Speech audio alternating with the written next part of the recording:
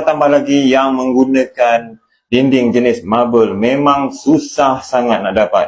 Jadi korang kena pecahkan keseluruhan dinding untuk mendapatkan dinding yang cantik semula. Persoalannya macam mana nak keluarkan paip yang patah dan tidak mengakibatkan kos yang tinggi. Korang boleh gunakan alat ni. Alat yang kecil, murah dan sangat berguna. Boleh dibeli dan disimpan sebagai tools penting di dalam rumah.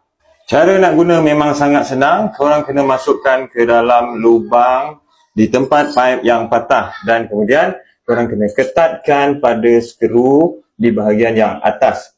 Ketatkan seberapa ketat yang boleh supaya dia grip dekat bahagian dalam paip yang patah. Kemudian korang masukkan Allen key di dalam lubang yang tengah ni. Kemudian boleh pusingkan ke kiri. Sekejap sahaja paip yang patah tu dapat dikeluarkan. Dengan alat ni korang boleh jimat kos ribuan ringgit. Kalau korang minat nak beli, boleh tekan